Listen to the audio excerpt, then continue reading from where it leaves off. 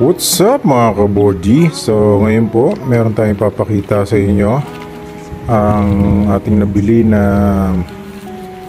hard case para sa ating susi ng Honda City. So ito, bumili tayo ng hard case. Ito po yung flip key, no? Flip type na key. So yan, naki-flip po, nakita nyo naman, no? Diba? Napakagandang nito, napakagandang quality. Ito pong na to is pwede natin gawing tawag dito. Ililipat po natin yung pinaka tawag diyan, yung laman po ng susian na yon, yung pinaka original key. Makita mo yan, so may ipapasok po tayo dito sa loob nito. Makita nyo po diyan, yan, maganda po ang quality nito. Bubuksan nyo lang yan, no? Ngayon, naipindot ko po kaya medyo ito hinahanap ko paano buksan. So ngayon napakita ko lang sa inyo ang function niya. Ayan, i-click mo lang, napaka-solid po ng paggawa nito. Maganda po yung quality niya at mukhang hindi naman ako nagkamali sa pagbili. So yun, tutuklapin nyo lang yan, tutungkabin nyo lang to sa gilid. Makita nyo, hanapan nyo lang po ng konting gap sa gilid o gumamit po kayo ng parang mga screw, flat screw na pwede nyo buksan. Ayan, katulad yan. Hanapin mo lang ganyan, maangat mo yan. Okay? So, ito medyo kinakapa ko pa. Yun, yan. Kita nyo, nakabukas na. So, nabuksan na natin, napansin nyo. Tapos itong susi na ito yung susi na, yan yung original na susi. So, para matanggal yan, gagamitan nyo lang po nung i-unscrew nyo lang po yung pinaka parang lock nya. Yan. So, napakaliit lang ng screw na to Pero yun, ayos naman, kahit maliit, kapit na kapit naman. So yan, tatanggalin lang yan, tutungkabin lang ng ganyan. Yan, makikita nyo po, no? Tapos meron yan sa loob na parts nitong susi at pwede nyo ilipat dun sa hard case na nabili natin. So yan, makikita nyo, no? Linis ko na, medyo madumi na. So ito nga pala, yung battery nito ubos na. So bibilang ko na rin ito ng battery. So ngayon, pinapakita ko lang sa inyo na kung paano siya ikabit dito sa nabili nating hard case. So yan, may pindutan siya, eksakto. Kita nyo, dalawa. Isang unlock, tsaka lock. Okay? Tapos ito yung pinaka lagayan. Nakikita nyo, may hulma po siya ng dalawang bilog. So titingin po kayo dyan, kailangan 2 hole ang bilhin nyo. Meron po kasi 3. Yan, kita nyo naman, eksaktong-eksakto. Ilalapat nyo lang po yan dyan sa sa hard case na yan. Okay? Tapos itong extra accessories na to, ito yung parang kapitan sa sa parang kitchen, no? So diyan yung isasaksak para sabitan ng parang lock para pwede yung ilagay lang sa belt nyo. Kaya medyo pinahirapan pa ako magbalik, pero yun, ganyan lang siya ka-simple.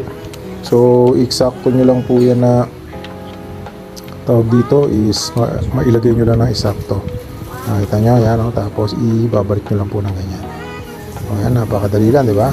So bago nyo siyempre i-lock, ikabit nyo rin yung silver kanina, kasi pag na-lock yan, medyo mahirapan ka na naman ulit tanggal. So kailangan mo ng konting pwersa. Okay, so yan siya. Bali, ito yung pinakasabitan. Yan, kakabit nyo lang yung ganyan. Tingnan nyo lang, isundan nyo lang kung paano ba paglagay. So medyo mahirap nga lang, medyo lang sa una, siyempre kakapain nyo. Pero madali lang yan, once na nakuha nyo na yan, tama-tama, pwede nyo ilagay na yung pinaka-cover nitong lock. Ayan, gaya yan. Ipipress nyo lang siya. So pag ilagay nyo na, konting press lang, maglalak na yan. May marinig kayong yan, tunog yan. Okay na siya. So yan, pansin nyo, pag pinress mo yung button na yan para umato, napakaganda. Napakaganda ng pagkabukas niya. Nakita mo, tapos ito pares na pares sila ng type ng key. So yan, ikakat to, ipapa-laser cut natin to. So papasyal tayo sa SM, marami diyang mga mga tawag dito, duplicate ng key. So ili-laser cut yan.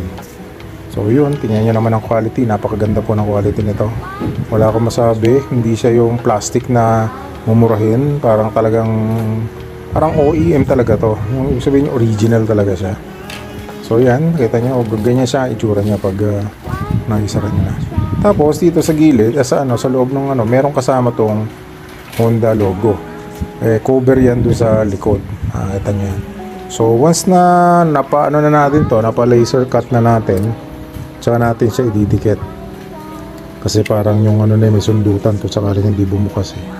So yan, testing ko, no. Ganda, tibay. Medyo wobbly lang ng konti. Pero wala namang kaso yan kung di mo naman kakalugin, no. So yun lang, ganyan lang. Tapos press ng ganyan, subukan mo ulit, oh. Testing mo lang ganyan. Okay. Diba? Napaka-smooth. Ganda nito. Tapos yung button hindi sumasabit, ayos naman siya. So yan, pag nabilihan ko na ng bagong battery to, ayos na to. So sa ngayon, pinakita ko lang sa inyo kung paano to ilagay dun sa hard case na nabili natin. Flip case tawag dyan eh. So meron nabibili dyan sa mga tawag dito sa paggawaan ng susi. Pero parang mas nakita ko to, parang nakita ko lang din to sa YouTube eh, na magandang klase. So buti naman nakakita tayo ng quality. Okay? So yan, alisin muna natin. So pag alis ito, itutungkabin mo lang naman yan. Napakabilis lang tungkabin niya kung gamit ka lang ng ganyan, screw. Dapat flat pero gumana naman. So alisin muna natin. Total wala pa naman tayong, hindi pa naman natin napapalitan ng ng duplicate. Hindi pa natin napapa-laser cut. So plano ko ibalik. So yan yung mga itsura niya, yung mga kasama. So cover, tapos yung yung logo. Kaya kita nyo, mga kaborji.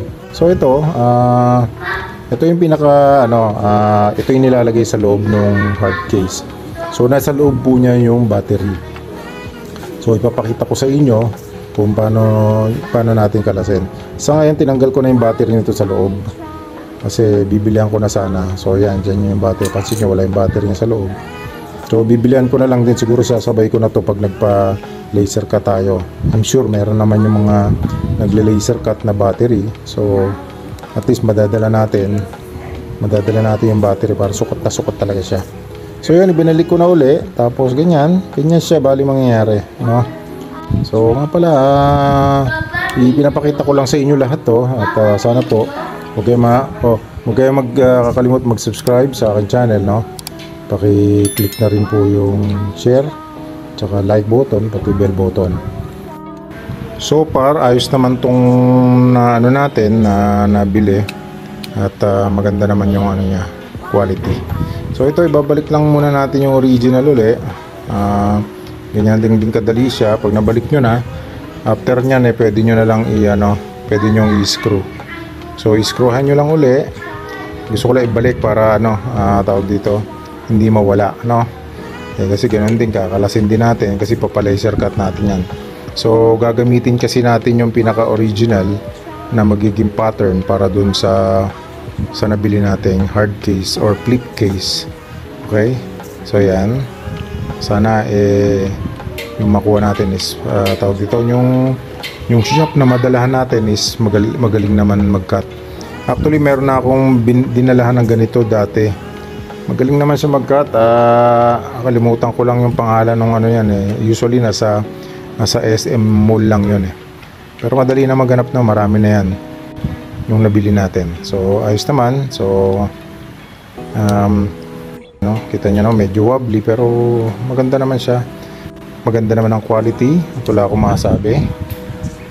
Tapos ito, yan, pinapakita ko lang sa inyo yung so yan, kita nyo naman sukat na sukat po yan. Tsaka hindi na natin to isasara kasi pag sinara mo mahirapan na naman tayong mahirapan na naman tagtanggal. Yan, katulad dyan, napindot ko na naman pero madali na yan. So yan lang ang kasama niya sa package na yan. Kumpleto naman, wala tayong wala namang kulang. Kaya yun lang mga kaborji, pinakita ko lang sa inyo ang kasama nitong nabili nating hard case. Talagang napakaganda po siya niya mga kaborji. Wala akong masabi rito at abangan nyo lang po ang video sa susunod na vlog. Maraming salamat. Paalam.